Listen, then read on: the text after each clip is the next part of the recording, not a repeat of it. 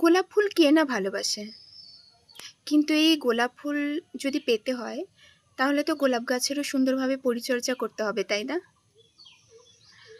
জানো, আমিও গোলাপ ফুল খুব ভালোবাসি। আর এবার আমি নার্সারি থেকে কয়েকটি গোলাপ গাছ নিয়ে এসেছিলাম। ছোট অবস্থাতেই নিয়ে এসেছিলাম, বাট একেবারে চারা অবস্থাতে নিয়ে আসিনি। তো নিয়ে আসার পরে গাছগুলো থেকে ভালোই গ্রোথ আমি পাচ্ছিলাম, কিন্তু মাঝখানে কি বলতো, গাছগুলোর গ্রোথটা না আটকে গিয়েছিল। তখন আমি কিছু কিছু ব্যবস্থা নিই, তোমাদেরকে আমি বলবো সেগুলো। তার আগে তোমাদেরকে আমি কিছু দেখাতে চাই। দেখো, এই দেখো, নার্সারি থেকে যে গোলাপ গাছগুলো নিয়ে এসেছিলাম তার মধ্যে এই একটা গোলাপ গাছ, আরোগুলো আছে, দেখাবো ওগুলো। তো এই গোলাপ গাছটা যখন আমি নিয়ে এসেছিলাম এর হাইট ছিল এতটা মতন হাইট ছিল। আর নিয়ে এসে লাগানোর পরে এ খুব ভালো বেশ গ্রোথ হয়েছে, এতটা এখন বেড়েছে।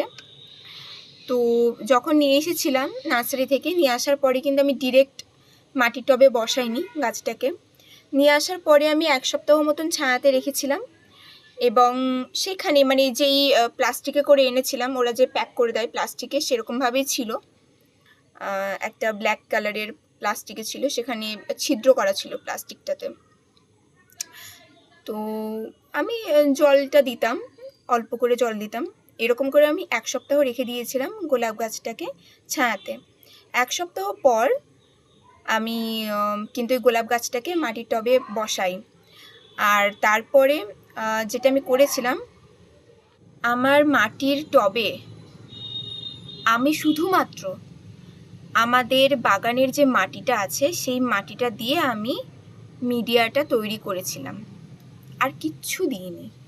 স্রেফ আমাদের বাগানের মাটি, কোনো ফার্টিলাইজার মেশাইনি, কোনো তরল জৈব মেশাইনি, কোনো বলতে পারো কোনো টনিক দিইনি, ঠিক আছে? স্রেফ আমাদের বাগানের মাটিটা, বা নিমখোল মেশাইনি, কোনো কিছু এগুলো কিন্তু আমি মেশাইনি। আমাদের বাগানের মাটি ভীষণ উর্বর, কারণ আমাদের বাগানে প্রচুর গাছ আছে, পাতা পড়ে আমাদের বাগানের মাটিতে প্রচুর, আর সেখান থেকে পাতা পচে মানে বাগানের মাটিটা ভীষণ উর্বর হয়ে গেছে আমাদের। তো সেই জন্য আর কিছু মেশানোর দরকার হয় না। তো এইভাবে আমি লাগিয়ে দিয়েছিলাম গাছটা, ওই আমাদের বাগানের মাটিতে লাগিয়ে দিয়েছিলাম মাটির টবে করে। আর অবশ্যই আমি দেখো, আমি কিন্তু 2.5 ইঞ্চি স্পেস রেখেছি। আমি কিন্তু পুরো টবটা ফিল করে দিইনি মাটি দিয়ে, 2.5 ইঞ্চি স্পেস রেখেছি, কারণ এটা জরুরি রাখা, তার জন্য রেখেছি। আর তারপরে দেখলাম গাছটা আরও সুন্দরভাবে গ্রোথ হতে শুরু করলো, গাছে নতুন নতুন কচি সবুজ পাতা আসতে শুরু করে দিল। আর আমি যেটা আরেকটা করেছিলাম, আমি যখন এই গাছটাকে নিয়ে এসেছিলাম, মানে কিনে নিয়ে এসেছিলাম নার্সারি থেকে, তখন এখানে একটা গোলাপ ফুল ধরেছিল। তো এই গোলাপ ফুলটাকে আমি মানে কেটে দিয়েছিলাম, নিচ থেকে প্রুনিং করে দিয়েছিলাম ওই ডালটা।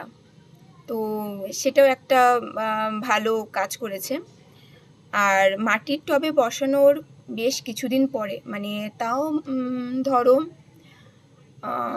10 থেকে 11 দিন পরে, আমি এখানে একটা মানে ওই বাড়িতে আমি তৈরি করেছিলাম তরল জৈব, সেই জলটা আমি দিয়েছিলাম। তরল জৈব কী করে তৈরি করেছিলাম, কিছু না, তোমাদের বাড়িতে প্রতিদিন যে তরকারি হয়, রান্না হয়, সেই তরকারি খোসাগুলো তোমরা মানে রেখে দেবে, কোন একটা মানে পাত্র করবে, সে পাত্রে রেখে দেবে। আমি যেমন করেছিলাম, আমি একটা মানে একটা ড্রাম মতো নিয়েছি, ছোট সাইজেরই ড্রাম, সেটা নিয়েছি।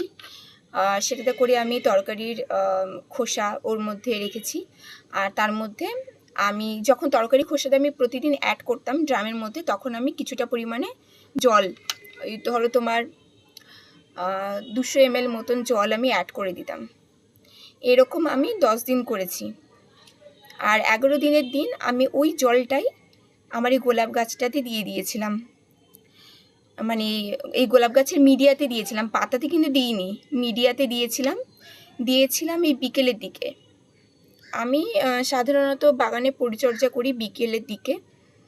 আর এমনি যখন তোমরা ফার্টিলাইজার বা যে কোনো তরল জৈব দেবে গাছে বা যে কোনো টনিক দেবে, চেষ্টা করবে তোমরা বিকেলে দেওয়ার দিকে। তো কারণ রোদের মধ্যে যদি তোমরা দাও না ফার্টিলাইজার যদি প্রয়োগ করো মিডিয়াতে, তো গাছের শিকড়গুলো পুড়ে যাবে, গাছের পাতা পুড়ে যেতে পারে। তো ফায়দা তো হবেই না, উল্টে অনেক লস হতে পারে। তো সেই জন্য আমিও বিকেলবেলার দিকেই দিই, অ্যাপ্লাই করি। তো ওইটা দেওয়ার পরেও দেখলাম খুব সুন্দরভাবে, মানে যে কচি পাতাগুলো বের হচ্ছিল, আরও দেখলাম আরও অনেক কচি পাতা বের হচ্ছে। যেটুকু জায়গা কালো হয়ে ড্রাই হয়ে গিয়েছিল সেটা আমি সম্পূর্ণভাবে ছেটে দিয়েছিলাম, মানে কেটে দিয়েছিলাম ওই জায়গাটা। যতক্ষণ না সবুজ অংশটা বের হচ্ছে আমি কেটে দিয়েছিলাম। তো তার ফলে কি হয়েছে দেখো, নতুন সুন্দর করে কচি লাল পাতা বেরিয়েছে গাছটাতে। আর এটা হয়েছে ওই ড্রাই অংশটা বাদ দেওয়ার পরেই আমার গাছে একদম নতুন লাল লাল কচি পাতা বেরিয়েছে। মানে নতুন লাল কচি পাতা বের হওয়া মানে গাছটার খুব সুন্দরভাবে গ্রোথ হয়েছে। আমি দেখাচ্ছি তোমাদেরকে ক্লোজে, তোমরা নিশ্চয়ই দেখতে পাচ্ছ। দেখো কি সুন্দর সুন্দর, দেখেছো লাল লাল কচি পাতা বেরিয়েছে। এই যে দেখো,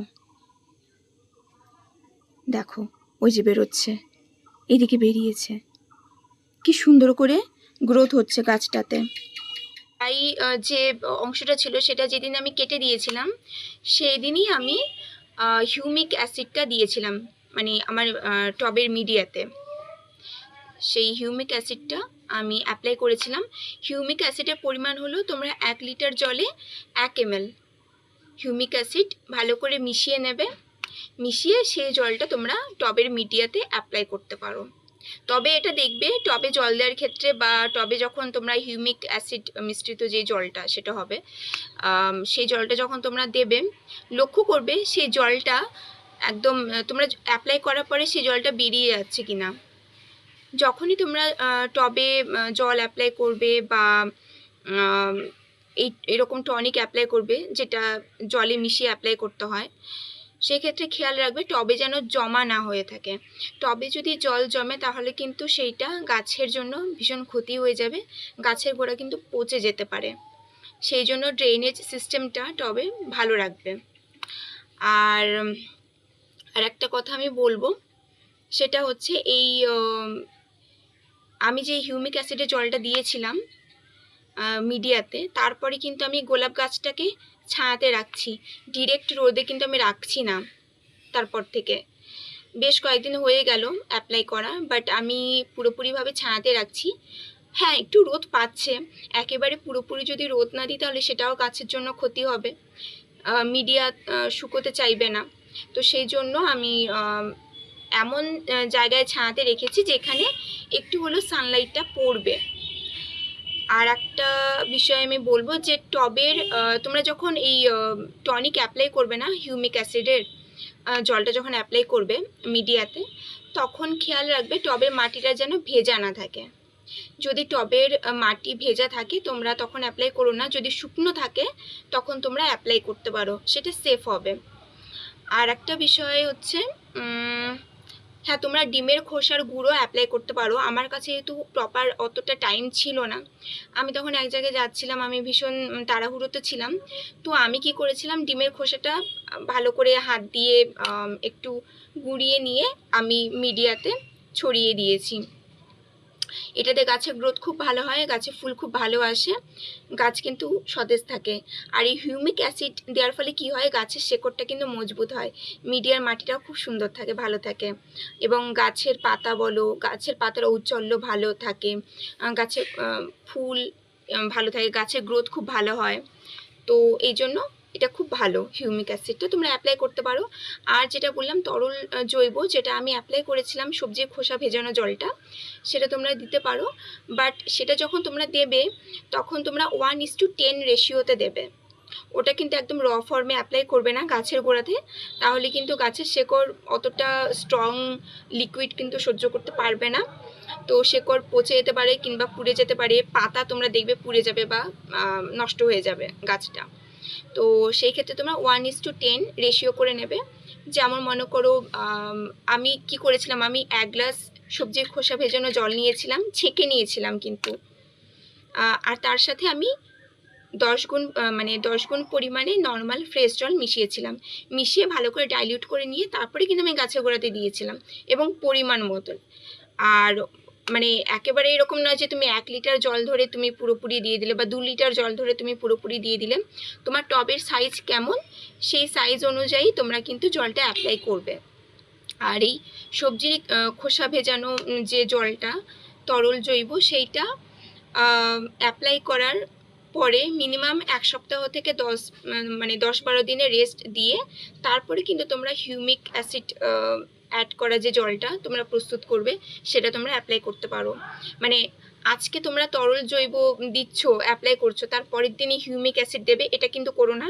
একসাথে এতগুলো যদি তোমরা অ্যাপ্লাই করো, গাছের অবস্থা কিন্তু একদম বেহাল হয়ে যাবে। তো একসাথে এত কিছু অ্যাপ্লাই করো না। যখন তোমরা অ্যাপ্লাই করবে, একটা জিনিস একবারই অ্যাপ্লাই করবে, গাছ কিন্তু তাতে হেলদি থাকবে, খুব ভালো গ্রোথ আসবে, ফুলে ভরে উঠবে। আমি তো এখন ফুল আসার জন্য ভীষণভাবে অপেক্ষা করে আছি যে কবে আমার গাছটাতে ফুল ফুটবে।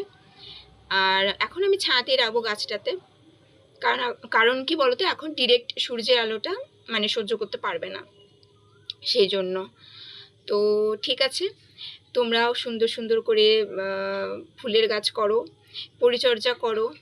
আর তো তোমাদের মধ্যে কারা কারা নতুন নতুন গার্ডেনিং শুরু করেছো, বা কারা কারা নতুন নতুন গার্ডেনিং শুরু করতে চাইছো, ভাবছো যে না আমরাও গার্ডেনিং করব, আমাদের ভালো লাগে, আমরা শুরু করতে চাইছি, তো অবশ্যই তোমরা জানিও।